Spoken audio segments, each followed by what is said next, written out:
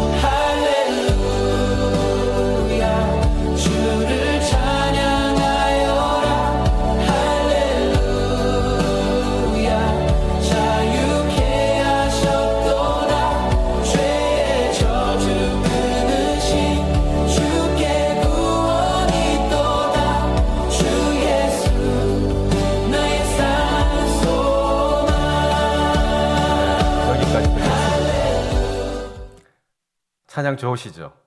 네, 아마 이 영화 보신 분들은 이 찬양에 은혜 많이 받으실 줄 믿습니다. 이 영화 전체를 한마디로 우리가 요약하면 이렇습니다. 한 사람의 희생, 한 사람의 죽음, 한 사람의 고통으로 인해서 여러 사람들이 새로운 삶을 열었다라는 이야기를 함축적으로 보여주고 있습니다. 이 영화의 어떤 모습 속에는 아마 예수 그리스도의 삶을 잘 표현하고 있는 것 같습니다. 예수님께서 바로 그분이 십자가에 죽으심으로 여러 사람들을 위하여 새 길을 열어주셨다는 메시지가 저 찬양과 비슷하게 담겨져 있는 것 같습니다. 성도 여러분, 오늘은 부활주일입니다. 아마 주님께서 우리 각자가 소망하는 새 길을 열어주시기 위하여 십자가에 못 박혀 죽으셨다는 것이죠. 2000년 전 예루살렘 성전을 우리가 한번 생각해 보겠습니다. 그때 예루살렘에 사는 많은 무리들이 종려나무를 흔들면서 다윗의 자손이여 호산나, 호산나, 호산나 외치며 다윗의 자손이여라고 부르짖으며 예수님의 그 예루살렘 입성을 환영하고 환호를 외쳤습니다.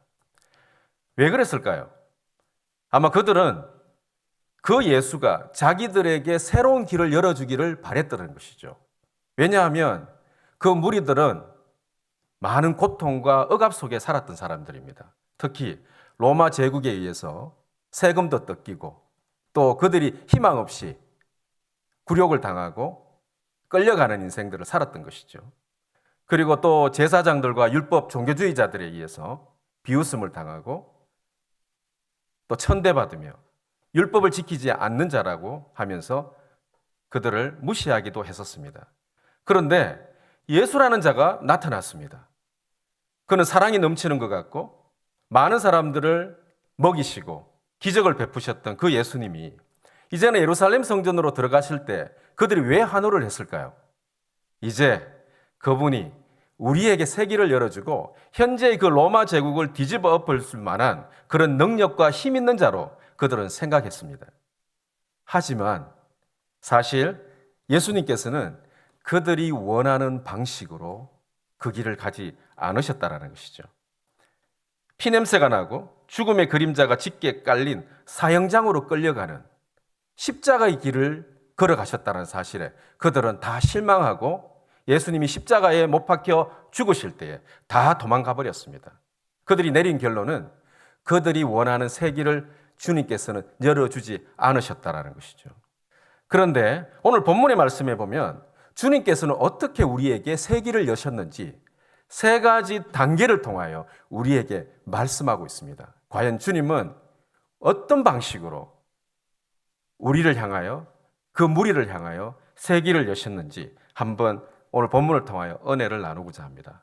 오늘 요약하여 말씀드린다면 일어나는 그 전개에 부활하시기 전에 나타나는 그 전개 속에는 새 생명의 길이 열리기 전에는 세 가지 단계가 있었습니다. 첫째, 어둠이었고, 두 번째는 외침이었고, 세 번째는 찢어짐이었습니다. 이 세 단계에 나타나는 이 현상들을 통해서 하나님은 우리에게 어떤 길을 열어주셨는지 한번 오늘 말씀을 한번 찾아 들어가 보겠습니다.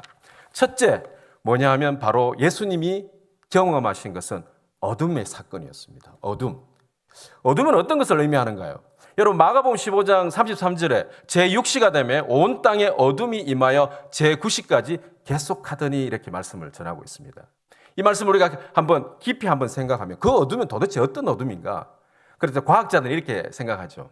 왜냐하면 여러분 제9시는 정오의 시간입니다. 대낮입니다.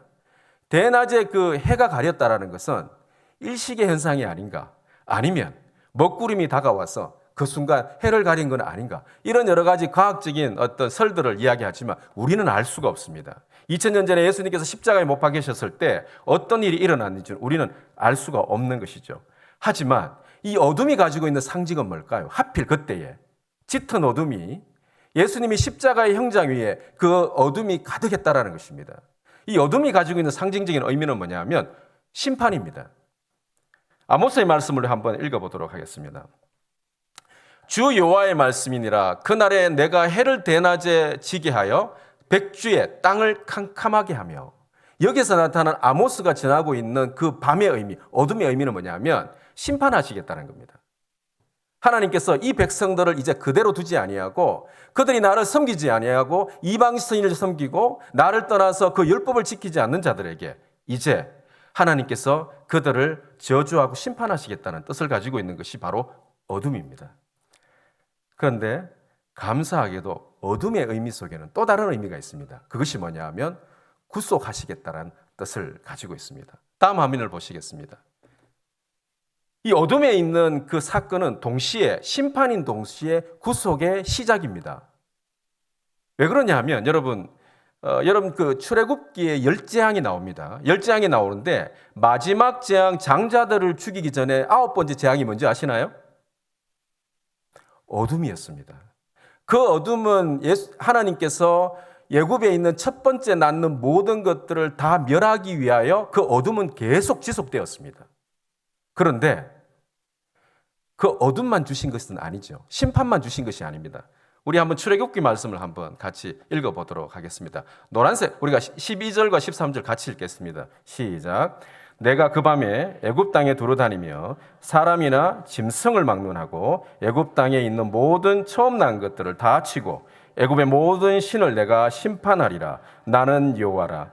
내가 애굽 땅을 칠 때에 그 피가 너희가 사는 집에 있어서 너희를 위하여 표적이 될지라. 내가 피를 볼 때에 너희를 넘어가리니 재앙이 너희에게 내려 멸하지 아니하리라.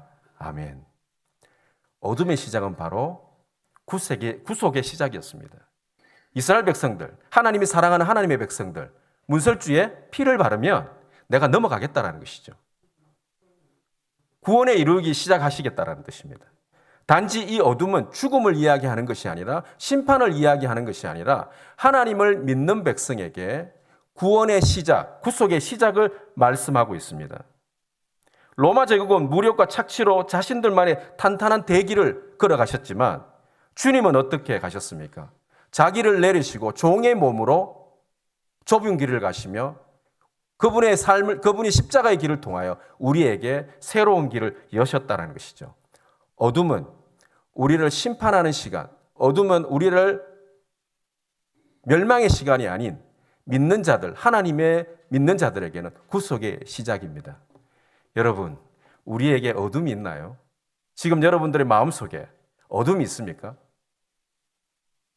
사람들과의 관계 속에 어둠이 있습니까? 가정 안에 어둠이 있습니까? 아니면 내가 지금 이해할 수 없는 내 어둠이 내 몸으로 지금, 내 마음으로 지금 스며들고 있습니까? 그리고 우리 교회 가운데, 우리 공동체 가운데 어둠이 있습니까? 제가 이렇게 말하면 우리 교회에 이렇게 밝은데 뭐가 어둠이 있냐고 이렇게 생각하실 수도 있습니다. 우스갯소리지만 제가 그 신학교 우리 교수님이 학교 일로 너무 이제 스트레스를 받으셔서 마음에 너무나 답답해가지고 집에 가서 소파에 앉아서 그 답답한 마음을 가지고 한숨을 쉬고 있는데 자기 아들이 그 앞에서 왔다 갔다 하더랍니다. 그래서 그 교수님이 자기 아들을 보고 아들아, 내가 요즘 답답하다 그러니까 이 아들이 바로 뛰어나가가지고 약국에 가서 가스 할명수를 사가지고 주더랍니다. 여러분, 우리의 답답함은 이 가스 할명수를 먹고 시원하게 될 수가 없습니다. 이 어둠은 어떻게 해결할까요? 굉장히 상징적입니다. 우리 마음에 오는 어둠, 요즘 우리 국가에 오늘 이 세상에 많은 어둠이 끼치고 있습니다. 곳곳에 전쟁이 일어나고 있습니다. 우리는 영화 보듯이 그 현장을 보고 있지만 사실 그들의 삶 속에는 얼마나 어둠이 많은지 모릅니다. 우리가 이해할 수 없는 어둠 가운데 그들의 처해 있고 아마 여기 계시는 우리 성도님 중에 또 우리 자녀들 여러 가지 문제로 어둠 가운데 또 재정의 문제로 어둠 가운데 직장의 문제로 사업 가운데 답답함들이 누구나 하나 한 번쯤은 경험하셨을 것이고 지금도 가지고 계십니다. 그런데 이것을 어떻게 푸느냐에 있다라는 것이죠. 주님도 이 어둠에 갇히셔서 아버지와의 그 엄청난 단절 가운데 계셨지만 어떻게 하셨나요? 두 번째 이 어둠 다음에 일어났던 사건은 뭐냐 하면 외침이었습니다. 두 번째 사건은 외침입니다. 어떤 외침을 하셨나요? 아람어로 엘리 엘리 라마 사박다니, 나의 하나님 어찌하여 나를 버리셨나이까. 우리 같이 한번 읽어볼까요? 시작. 엘리 엘리 라마 사박다니, 나의 하나님 어찌하여 나를 버리셨나이까. 주님의 외침은 단순히 자기가 살고자 하는 외침이 아니었습니다. 인류의 죄를 위하여, 많은 무리들을 위하여, 당신의 백성들을 살리기 위하여 외침이었습니다. 이것은 단절의 의미지만 그 단절을 여시고자 원하셨던 외침이고 부르짖음이었다라는 것이죠. 이것은 육체의 고통을 넘어서서 철저한 대속의 비명이었습니다. 성도 여러분, 길이 막혔다는 것은 철저한 고립을 의미합니다. 더 이상 앞으로 나갈 수 없는 것입니다. 그리고 예수님 자신은 성부 아버지로부터 유배를 당하신 것이죠. 이 유배는 고대 구약에 있어서 철저하게 버림받은 것을 의미합니다. 그러나 그렇게 버림받은 그 성자 아들로서 그가 외쳤던 것은 당신이 십자가에 박히셨던 그 이유는 우리를 살리시기 위하여 하나님과 우리를 연합시키기 위하여 외치셨다라는 사실이죠. 오늘 우리 안에 있는 답답함들, 우리 안에 있는 어떤 고통들, 우리는 어떻게 해야 될까요? 예수님처럼 우리도 부르짖어야 된다는 것입니다. 기도해야 된다는 것입니다. 우리는 모든 것을 인간적인 방법으로 해결해 보려고 하지만 사실 그것을 통하여 해결한 것은 아무것도 없었습니다. 예수님도 그렇게 하지 않으셨습니다. 예수님께서 빌라도나 대제사장에 끌려가셨을 때에 그는 말로 해결하지 않았습니다. 논리적으로 뭔가를 해결하려고 하지 않으셨습니다. 어떻게 하셨습니까? 아버지의 뜻을 알았기 때문에 그는 침묵하셨습니다. 그리고 어둠의 형장으로 끌려가시고 거기에서 누구를 향하여 외치셨나요? 엘리 엘리 라마 사박나니, 나의 하나님 왜 나를 버리셨나이까. 그렇게 처절하게 하나님을 향하여, 성부 하나님을 향하여 다시 이 단절된 것을 열어달라고 외치셨다는 것입니다. 오늘 이 자리에 앉아 계신 우리 성도 여러분, 주님께 외치시기 바랍니다. 아멘. 외치십시오. 누구한테 외치겠습니까? 세상은 자기 믿을 만한 사람들한테 도움을 달라고 외칩니다. 세상은 권력 있고 힘 있는 사람들에게 외칩니다. 그러나 우리가 외쳐야 될 대상은 바로 하나님이시라는 것이죠. 우리를 창조하신 하나님을 향하여 우리가 외치는 것. 여러분, 호산나 호산나 하면서 무리들이 예수님에 입성할 때 외쳤던 그 외침은 단순한 선택적인 외침이었습니다. 왜냐하면 이 예수가 자기들에게 자기들이 원하는 방식대로 세계를 열어주기 바랬기 때문이죠. 그러나 예수가 그들이 원하는 방식으로 그 길을 열지 않았을 때 그들의 외침은 닫혀버렸습니다. 그거는 굉장히 선택적이라는 것이죠. 그러나 예수님께서 십자가에 못 박히셔서 외쳤던 것은 선택적인 것이 아니라 절대적인 것이었습니다. 누구한테 부르짖겠습니까? 오직 성자 하나님은 성부 하나님밖에는 외칠 대상이 없는 것이죠. 이것은 내가 선택해서 외치는 것이 아니라 무조건적으로 외쳐야 됩니다.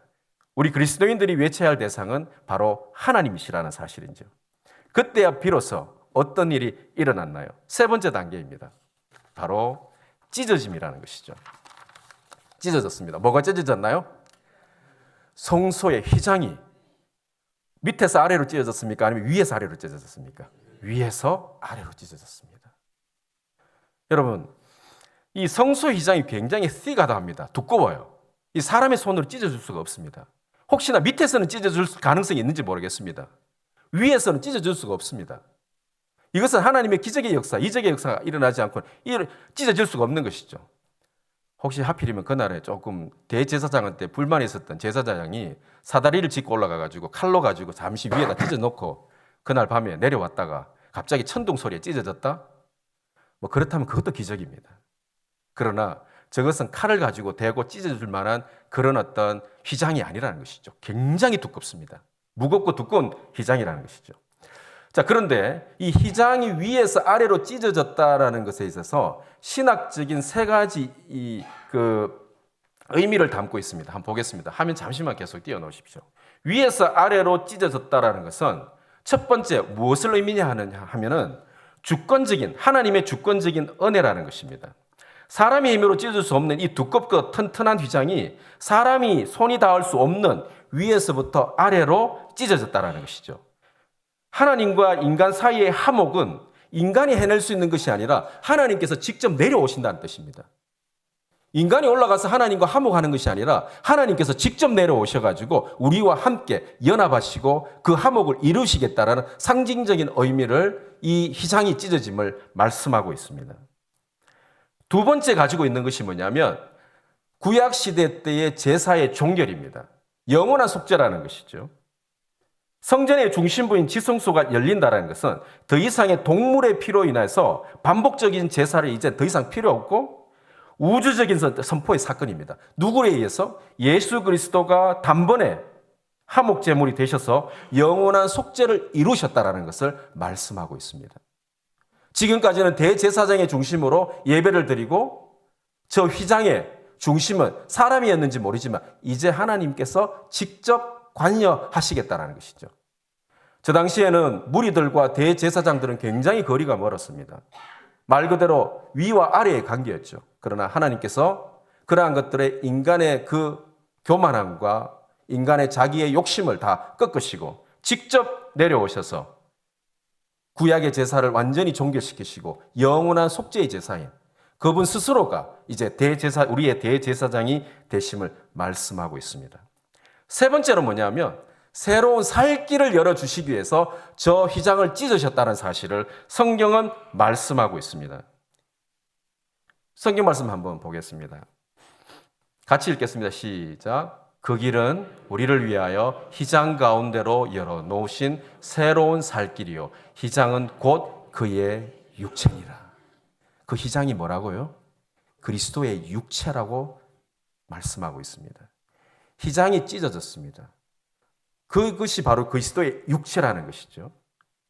그것을 통하여서 이제는 우리가 하나님께 담대히 나아갈 수 있고 새 길이 열렸음을 말씀하고 있습니다.